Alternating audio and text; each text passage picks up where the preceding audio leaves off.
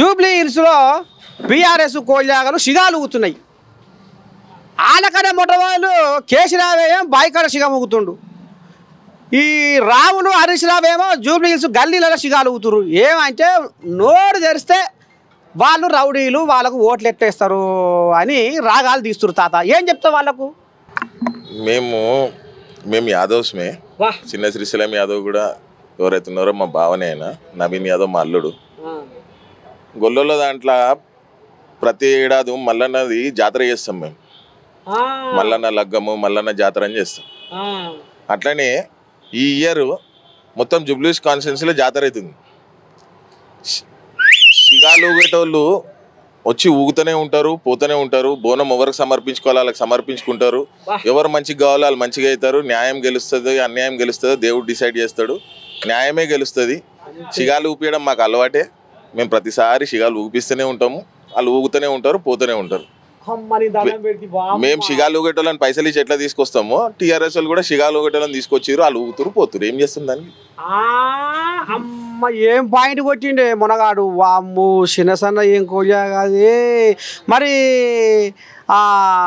వాళ్ళకు చెడ్డో పట్టో సాయం చేసిండు ఈ జనతా గ్యారేజ్. కానీ ఆ కేసీరావయ్య మనస్ఫూర్తిగా డబ్బులు తీసుకొని పోయిండు ప్రచార రథానికి. ఆయన బిడ్డ పిండికి ఆయన ముచ్చట వినపడుతుంది. కనువైన రాజే కూడా గొర్రెల మేకల అభివృద్ధి కార్పొరేషన్ మాజీ చైర్మన్ కూడా చెప్పిండు. ఇప్పుడు ఎంతోమంది ఈడ ఉన్న కొన్ని కోళ్యాలు కూడా అంటున్నాయి. నిజమేనా మాట?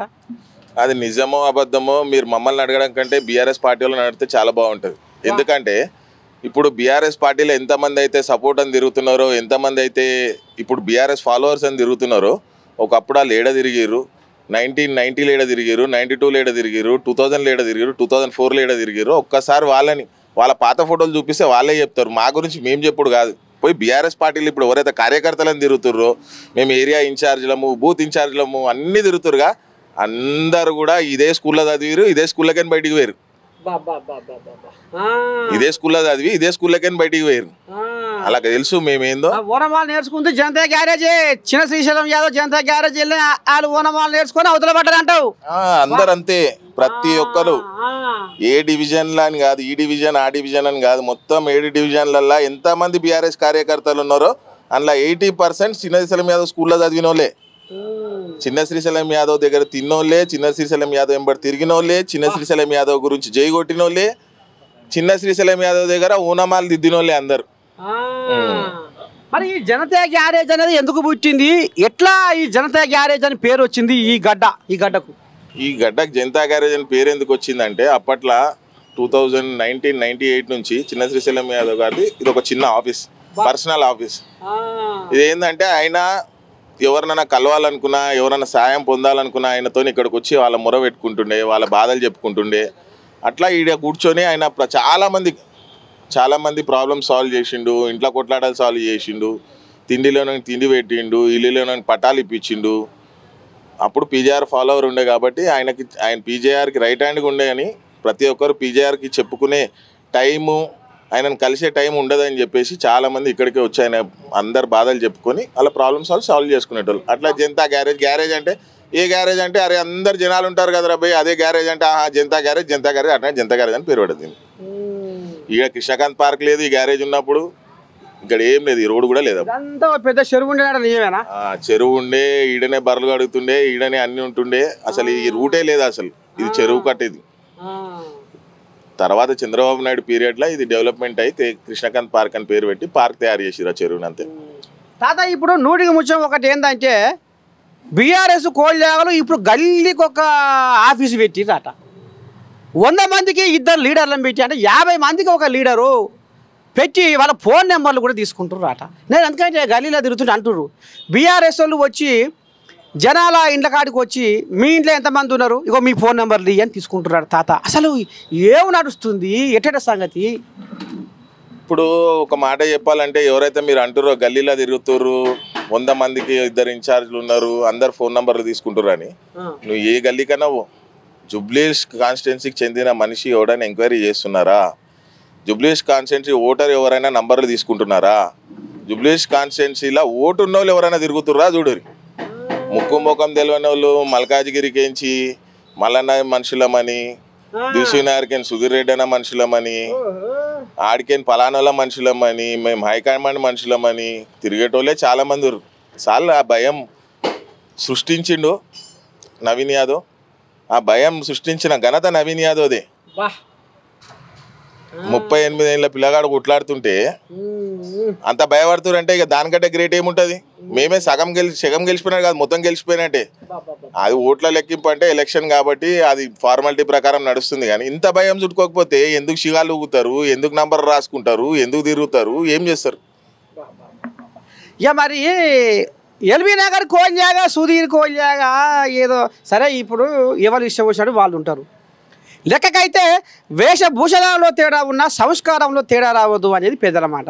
మరి ఆ కోల్యాగా ఏదో వాళ్ళు చెవులకు కమ్మలు ఉన్నాయి, ముక్కుకు పోగులు ఉన్నాయి, మెడలకు దండలు ఉన్నాయి, వాళ్ళు ఈ బాబతి అని అది బొబ్బలు పెడుతుందట. మరి ఏం చెప్తావు ఆ కోల్యాకు?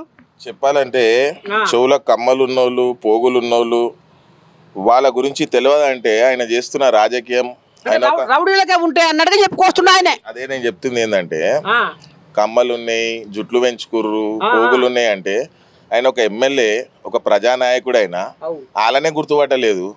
ఇక ఆయన గురించి మాట్లాడడం కూడా వేస్టే. ఎందుకంటే ఎవరైతే కమ్మలు, చెవులు, పోగులు, జుట్లు, ఆకారం పెద్దగా ఉంది వాళ్ళంతా ఎవరంటే సినీ ఫీల్డ్కి సంబంధించిన ఆర్టిస్టులు, క్యారెక్టర్ ఆర్టిస్టులు.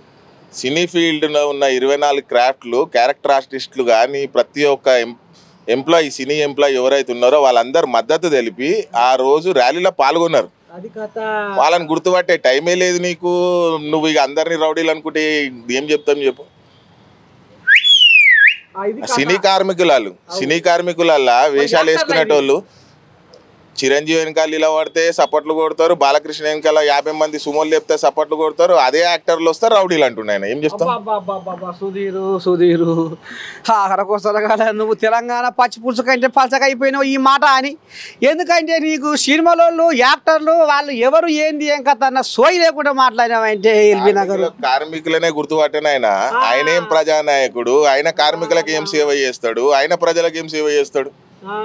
వాళ్ళకి సినీ కార్మికులు పొట్టకుట్టి కోసం జుట్లు పెంచుకున్నారు, కమ్మలు కుట్టించుకుర్రు, పోగులు కుట్టించుకుర్రు. వాళ్ళకి ఆర్టిస్ట్ దొరకాలంటే వాళ్ళ బాధలు వాళ్ళకి తెలుసు. ఇంట్లో కూర్చొని ఏసీలో కూర్చొని పొద్దున్న లేవగానే పూరి తిని మధ్యాహ్నంగా లంచ్ చేసి పండుకునేటోని నీకేం తెలుస్తుంది? వాళ్ళ బాధలు తెలియాలంటే జూబ్లీహిల్స్కి రా, జూబ్లీహిల్స్ కాన్స్టిట్యున్సీకి రా, జూబ్లీహిల్స్ ఉన్న ఇందిరానగర్కి రా. సినీ కార్మికుల బాధ నీకు తెలుస్తుంది. నువ్వు అట్లా అనుకుంటే నువ్వు ఆ రోజు వీడియోలలో కనిపించారు కాబట్టి అట్లా అనుకుంటున్నావు. ఇప్పుడు పోయి చూసినా 12 గంటలకు మంగా టిఫిన్ సెంటర్ కాడ చూడు, ఇందిరానగర్ చౌరస్తా మీద చూడు, గణపతి కాంప్లెక్స్ కాడ చూడు, అట్లాంటి వాళ్ళు 100 మంది కనిపిస్తారు. అంటే అంత సిటీలో రౌడీలే తిరుగుతుర్రా? అంత పెద్ద ర్యాలీలా 50-60 వేల మంది ర్యాలీ అది. సిటీలో 50-60 వేల రౌడీ షీటర్లు ఉన్నారా? అంటే నోటికి ఏదొస్తే అది మాట్లాడతామంటే ఏం చేయలేము. నోటితో నవ్వే బదులు ఇప్పుడు కిందంగా నవ్వాలి అంటే పలవతాను. అంతే కదా. చిన్న శ్రీశైలం యాదవ్ రౌడీ షీటర్, చిన్న శ్రీశైలం యాదవ్ రౌడీ షీటర్ ఎట్లా అయిందో వాళ్ళకి తెలుసు. చిన్న శ్రీశైలం యాదవ్ సుధీర్ రెడ్డి పుట్టక ముందు నుంచి కూడా ఏం చేసిండో ఆయనకు సుధీర్ రెడ్డికి కూడా తెలుసు. చిన్న శ్రీశైలం యాదవ్ ఫ్యామిలీలో ఎంతమంది ఎడ్యుకేటెడ్ ఉన్నారో ఒకసారి కేసీఆర్ని కానీ కేటీఆర్ని కానీ అన్నోళ్ళందరిని ఒకసారి రమ్మను. మేము కూడా మా ఫ్యామిలీ మీటింగ్ పెడతాం. మేము ఎంతమంది మీద రౌడీ షీటర్లు ఉన్నాయి, ఎంతమంది ఎడ్యుకేటెడ్లు, మా దాంట్లో మినిమం డిగ్రీ చదవకుండా తక్కువ ఎవరు లేరు. మేము 5వ క్లాస్ 10వ క్లాస్ చదవలే, డిగ్రీలే. అందరు డిగ్రీ తర్వాత డిగ్రీ పైన చదివినోలే. ఒక్క ఆయన అంటే ఆయన రాజకీయంలో ఉండే మీలాంటి వాళ్ళు ఇట్లా రౌడీలు అనుకుంటేనే ఆయన రౌడీని తయారు చేసిరు, ఆయన ఇదవకుండా చేసిరు. కానీ మా ఫ్యామిలీలో రౌడీలు అంటే మా ఫ్యామిలీలో ఎవరన్నా రౌడీ ఉంటే చూపిమని మా సర్టిఫికెట్లు తెచ్చి చూపిస్తాము. నువ్వు నీ ఫ్యామిలీ సర్టిఫికెట్లు కూడా తెచ్చి చూపి.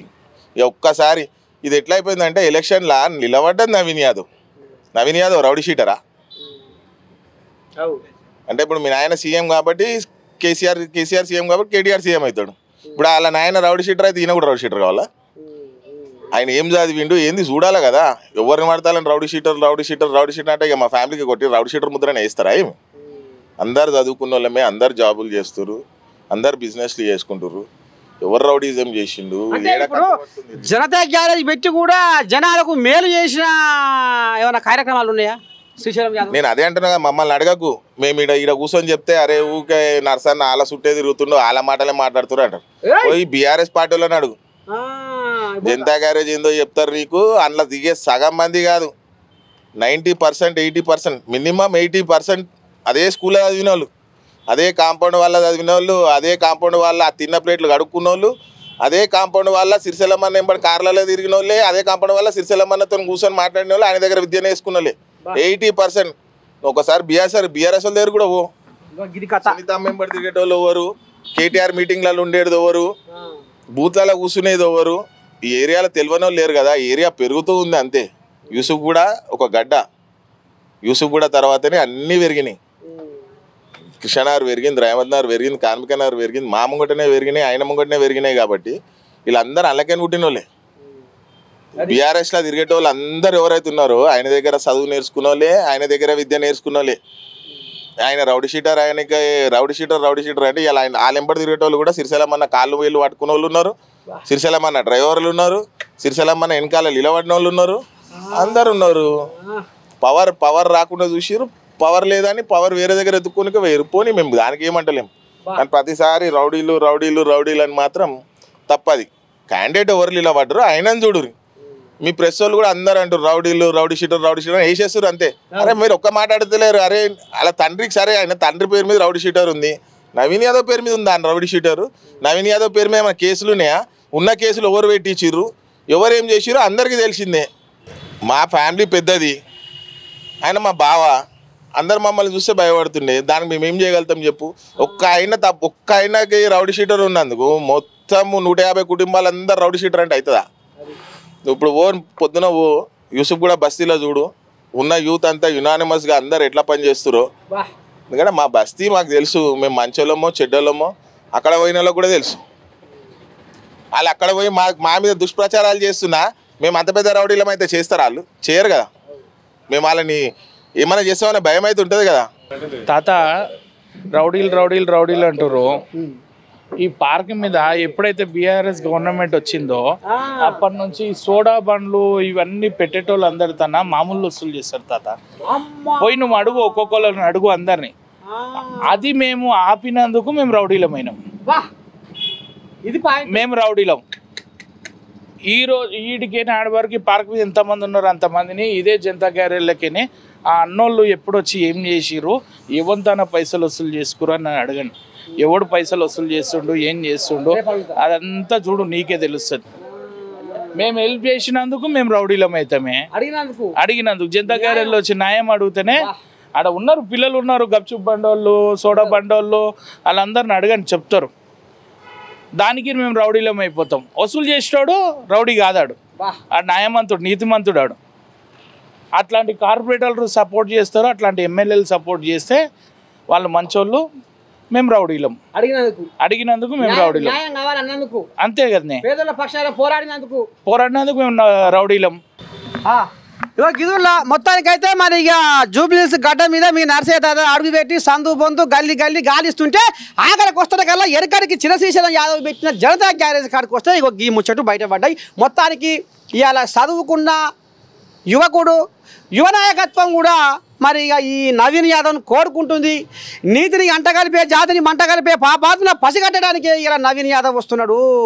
న్యాయానికి ఉరివేసే, ధర్మానికి ఉచ్చుపెట్టే నికృష్ట అరికట్టడానికే ఇలా నవీన్ యాదవ్ వస్తున్నాడు అని జూబ్లీహిల్స్ జనాలు ఎదురు చూస్తున్నారు. ఆయన నామినేషన్ నాడే ఆయన విజయం ఖాయమైపోయింది. ఇక రేపో మాపో నవంబర్ 14 తర్వాత ఆయన భారీ మెజార్టీతోనే ఆయన విజయం అందుకుంటుండు అనేది మాత్రము ఇవాళ ప్రతి గల్లీ ప్రతి సందు ఇవాళ ఆయనని కోరుకుంటా ఉర్రు. ఇవాళ ఆయనకు జేజేలు కొడతా ఉన్నారు. ఇక ఇది కథ. మొత్తానికి రేపు ఇంకొక వాడకట్టు పోయి ఆ కథ మాత్రం ఎందుకు మీకు చెప్తా. చూస్తూనే ఉంటుంది మన ఏఎన్ఎన్ కెమెరామెన్ రాజుతో మీ నర్సయ్య తాత యూసుఫ్ కూడా అడ్డా.